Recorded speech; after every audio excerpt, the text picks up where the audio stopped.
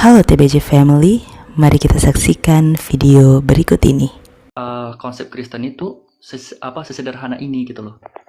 Itu apakah Tuhan menebus dosa umat yang lain itu juga kan? Tuhan itu kasih, itu yang dijelaskan. Dan bukan hanya iman saya, di dalam imanmu juga Allah Maha Pengasih, betul? Iya betul betul Allah itu betul. kasih. Dia akan mengasihi siapapun. Dan dia memberikan kasihnya itu gratis. Harusnya semua ilah melakukan hal yang sama. Masuk dulu ke Allah itu adalah kasih, dan ini pasti disetujui seluruh agama. Betul? Iya betul betul setuju setuju. Oke. Di dalam kasihnya, dia juga menunjukkan keadilannya.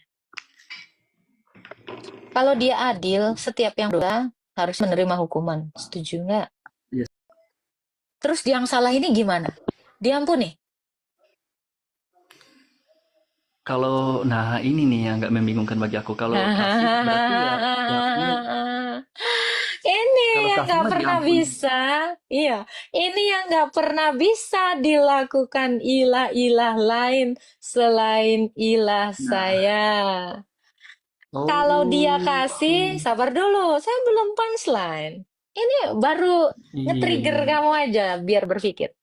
Kalau dia kasih, maka dia wajib memberinya, memberi semua kasih itu toh.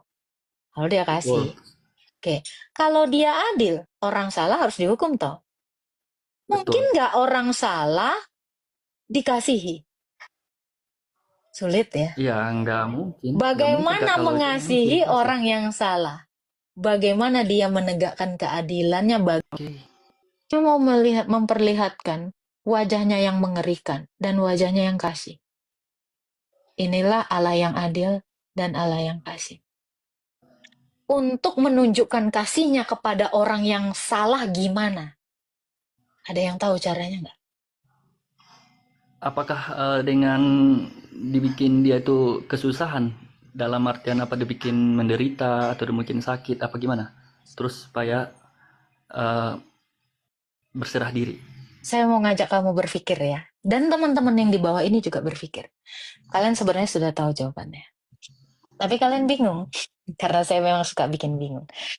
Bagaimana ada orang berdosa diadili dan dikasihi sekaligus? Gimana? Gimana Kak? Harus dengan cara apa mengasihi orang yang berdosa? Ingat ya, Allah itu adil dan kasih. Ada orang berdosa. Ini semua manusia berdosa kan? Bagaimana Iya. cara orang berdosa ini dikasihi sekaligus diadili? Muter otak lu semua. Kok puter-puter Oh, kepalamu? Ayo, gue trigger nih. Bagaimana loh? Kalau diampuni dia nggak adil dong. nah Karena iya, hukumnya setiap salah harus iya. dihukum. Betul. Itu Nah, ada sanksi disebut konteks keadilan itu ada sanksi. Tapi jadi kalau nggak ada gimana sanksi berarti tidak. menegakkan keduanya? Jadi gimana menegakkan keduanya nih kepada manusia yang berdosa? Harus dihukum dan harus dikasihi. Kamu nggak ada kepikiran, kebayang. Itu disebut dengan konsep penebusan dosa itu.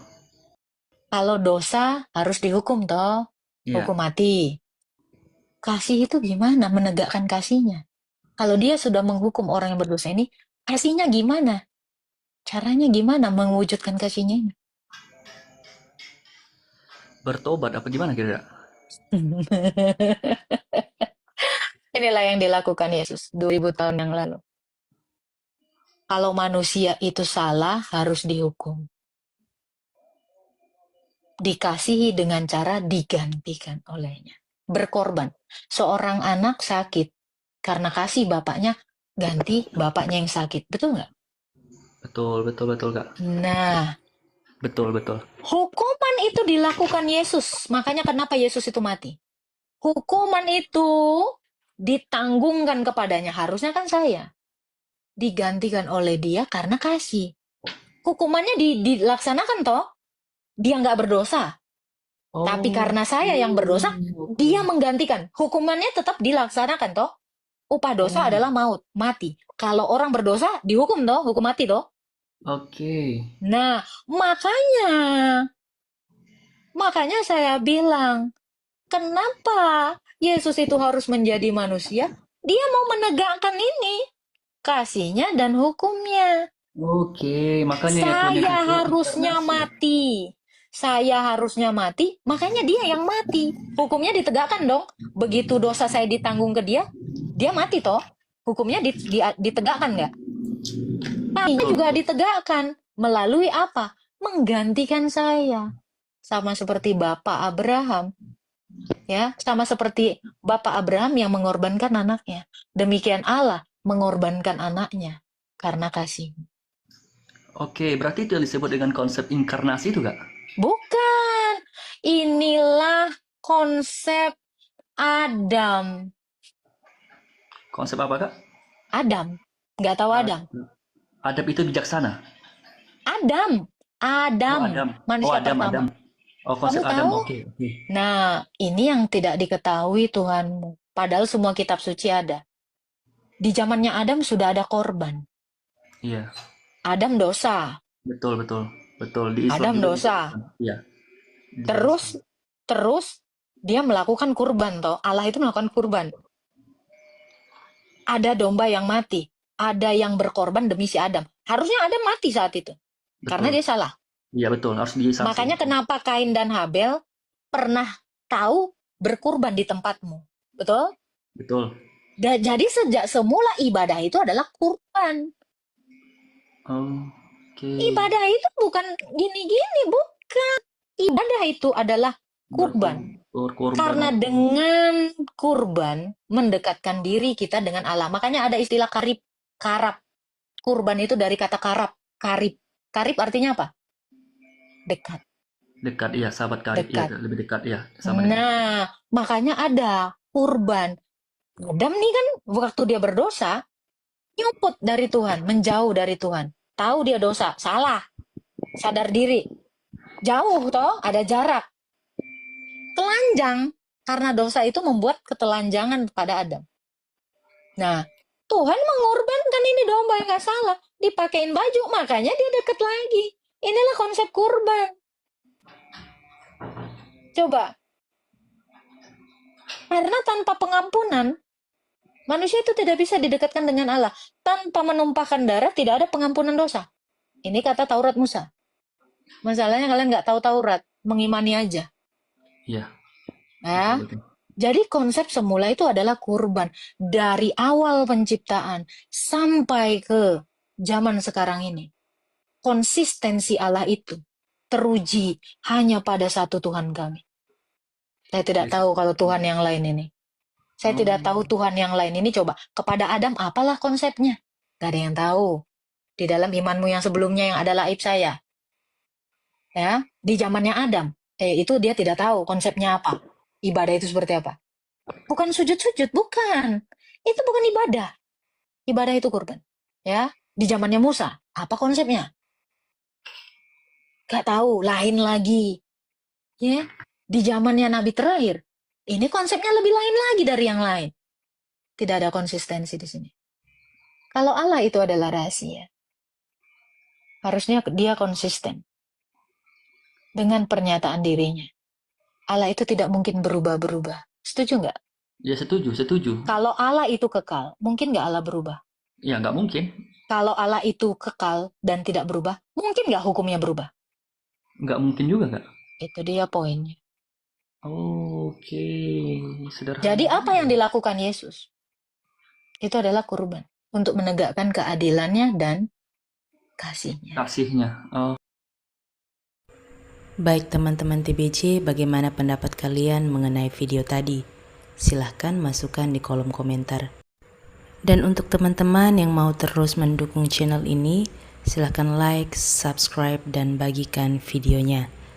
Baik, saya sangat suka dan sangat tertarik dengan percakapan dari Agatha tadi yang berjalan dengan sangat baik dan juga sopan ya. Kalau kita lihat biasanya ada beberapa orang-orang yang melakukan dialog dengan cara-cara yang tidak benar, cara yang saling menghina, merendahkan, ataupun menjatuhkan satu dengan yang lainnya. Nah, hal-hal seperti inilah teman-teman yang harus kita teladani secara khususnya dari percakapan yang dilakukan oleh saudari Agatha tadi. Mereka saling bertanya dan saling menjawab dengan cara yang tepat dan saling menghargai satu dengan lainnya, sekalipun mungkin berbeda ya secara kepercayaan. Nah, dari video tadi kita dapat melihat bahwa banyak orang-orang di luar sana ternyata tidak betul-betul mengerti ataupun salah paham dengan iman kekristenan. Mengapa? Karena bisa jadi mereka masih belum pernah mendengar atau mereka belum pernah belajar tentang kebenaran dan hati mereka belum diterangi oleh kebenaran. Dan sangat menarik, ada seorang penanya tadi ya, yang sangat penasaran dengan iman kekristenan, khususnya tentang konsep keselamatan Allah dan Tuhan Yesus Kristus. Dan kalau kita boleh lihat tadi bagaimana ia bertanya apakah keselamatan itu pun untuk semua orang, dalam khusus ini orang-orang di luar kekristenan. Teman-teman TBJ yang diberkati Tuhan, dari apa yang Agatha telah sampaikan tadi, kita dapat melihat bahwa keselamatan itu Tuhan berikan secara cuma-cuma, teman-teman. Yang kita perlu lakukan sebagai respon dari keselamatan yang Tuhan berikan adalah percaya. Karena dengan iman, seseorang diselamatkan. Ketika kita percaya kepada pengorbanan Yesus, kita percaya kepada pribadi Yesus sebagai Tuhan dan Juru Selamat, maka kita akan diselamatkan. Kita akan memperoleh kehidupan yang kekal. Teman-teman TBJ yang diberkati Tuhan, rencana penyelamatan ini Tuhan Allah telah nyatakan sejak awal ketika Adam dan Hawa jatuh ke dalam dosa. Dan di situ Tuhan membuat perjanjian dengan mereka bahwa suatu waktu nanti akan ada seorang yang merupakan keturunan dari perempuan ini yang akan meremukkan kepala si ular. Dan kita tahu itu telah digenapi di dalam Kristus Yesus, di mana ia telah mengalahkan kuasa dosa, kuasa maut, kematian itu telah dikalahkan oleh Yesus dengan pengorbanannya di atas kayu salib. Dan kita lihat konsep tentang pengorbanan ini telah ada sejak perjanjian lama, di mana pengampunan akan terjadi ketika ada darah hewan yang ditumpahkan. Itulah kurban. Selain itu, kurban juga di sini ada berupa kurban ucapan syukur dan lain sebagainya. Baik, itu dia teman-teman yang saya dapat bagikan untuk kita semua. Terima kasih untuk teman-teman yang sudah mendukung channel ini. Tuhan memberkati kita semua. Shalom.